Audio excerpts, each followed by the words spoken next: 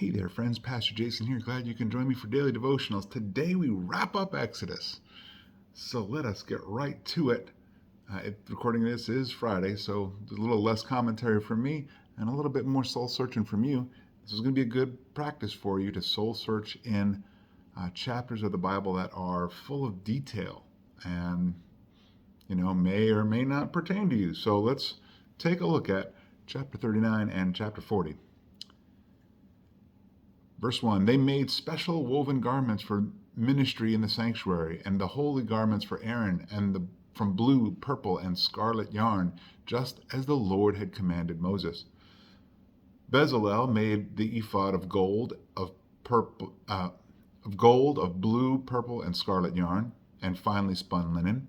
They hammered out thin sheets of gold, and he cut threads from them to interweave with the blue, purple, and scarlet yarn and fine linen in a skillful design. They made shoulder pieces for attaching it. It was joined together at its two edges. The artistically woven waistband that was on the ephod was of one piece with the ephod, according to the same workmanship of gold, of blue, purple, and scarlet yarn, and of finely spun linen, just as the Lord commanded Moses. Then they mounted the onyx stones, surrounded the gold filigree settings, engraved with the names of Israel's sons as a gem cutter engraves a seal. He fastened them on the shoulder pieces of the ephod as memorial stones for the Israelites, just as the Lord had commanded Moses.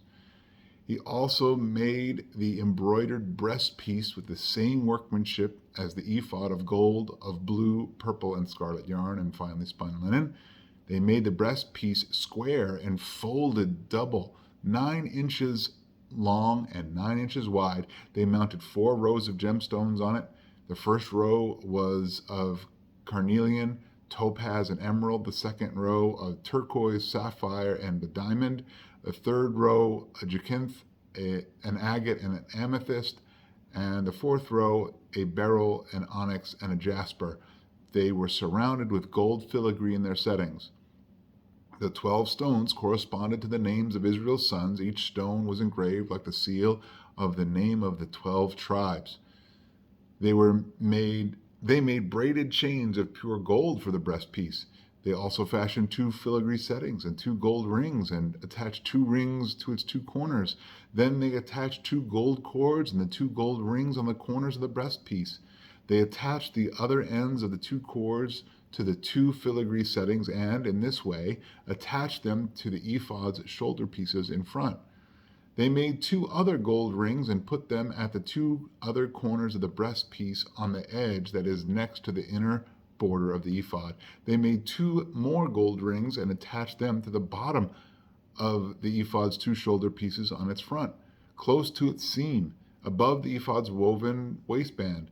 Then they tied the breastpiece from its rings to the rings of the ephod, with a cord of blue yarn, so that the breastpiece was above the ephod's waistband and did not come loose from the ephod. They did just as the Lord had commanded Moses. Then they made the woven robe of the ephod entirely of blue yarn. There was an opening in the center of the robe, like that of a body armor, with a collar around the opening so that it would not tear. They made pomegranates of finely spun blue, purple, and scarlet yarn. On the lower hem of the robe, they made bells of pure gold and attached the bells between the pomegranates. All around the hem of the robe, between the pomegranates, a bell and a pomegranate alternating all the way around the lower hem of the robe to be worn for the ministry. They made it just as the Lord commanded Moses. They made the tunics of fine woven linen for Aaron and his sons. They also made the turban and the ornate headbands of fine linen, the undergarments and the sash of finely spun linen of embroidered blue, purple, and scarlet yarn. They did just as the Lord had commanded Moses. They also made a medallion, the holy diadem, out of pure gold, and wrote on it the inscription, like the engraving on a seal, "Holy to the Lord." They attached it to a cord of blue yarn to it in order to mount it on the turban, just as the Lord had commanded Moses. So all the work of the tabernacle, the tent of the meeting, was finished. The Israelites did everything just as the Lord had commanded Moses. Then they brought the tabernacle to Moses, the tent with all its furnishings, its clasps, its planks, its crossbars, and its posts and bases, the covering of ram skins dyed red, and the covering of manatee skins, the veil for the screen, the ark of the testimony with its poles, and the mercy seat, the table and all its utensils, the bread of the presence, the pure gold lampstand with its lamps arranged and all its utensils, as well as the oil for the light, the gold altar, the anointing oil, the fragrant incense, the screen for the entrance to the tent, the bronze altar with the bronze gate, its poles and all its utensils, the basin with its stand, the hangings of the courtyard, its posts and bases, the screen for the gate of the courtyard, its ropes, the tent pegs, and all the equipment for the service of the tabernacle, the tent of meeting, and the specially woven garments for ministering in the sanctuary, the holy garments for Aaron the priest, and the garments for his sons to serve as priests. The Israelites had done all the work according to everything that the Lord had commanded Moses. Moses inspected all the work they had accomplished. Then they had done just as the Lord had commanded. Then Moses blessed them. Chapter 40. The Lord spoke to Moses. You are to set up the tabernacle, the tent of meeting, on the first day of the first month. Put the ark of the testimony there and screen off the ark with the veil. Then bring in the table and lay out its arrangement. Also bring in the lampstand and set up its lamps. Place the gold altar for incense in front of the ark of the testimony. Put up the screen for the entrance to the tabernacle. Position the altar of burnt offering in front of the entrance to the tabernacle, the tent of meeting. Place the basin between the tent of meeting and the altar and put water in it. Assemble the surrounding courtyard and hang the screen for the gate of the courtyard. Take the anointing oil and anoint the tabernacle and everything in it, consecrating it along with all its furnishings so that it will be holy. Anoint the altar of burnt offering and all its utensils. Consecrate the altar so that it will be especially holy. Anoint the basin and its stand and consecrate it. Then bring Aaron and his sons to the entrance to the tent of meeting and wash them with water. Clothe Aaron with the holy garments. Anoint him and consecrate him so that he can serve me as a priest. Have his sons come forward, clothe them in tunics, anoint them just as you anointed their father, so that they may also serve me as priests. Their anointing will serve to inaugurate a permanent priesthood for them throughout their generations. Moses did everything just as the Lord commanded him. The tabernacle was set up in the first month of the second year, on the first day of the month. Moses set up the tabernacle. He laid its bases, positioned its planks, inserted its crossbars, and set up the posts. Then he spread the tent over the tabernacle and put the covering of the tent on top of it, just as the Lord had commanded Moses. Moses took the testimony and placed it in the ark and attached the poles to the ark. He set the mercy seat on top of the ark. He brought the ark into the tabernacle and put up the veil for the screen and screened off the ark of the testimony, just as the Lord had commanded him. Moses placed the table in the tent of meeting on the north side of the tabernacle, outside the veil.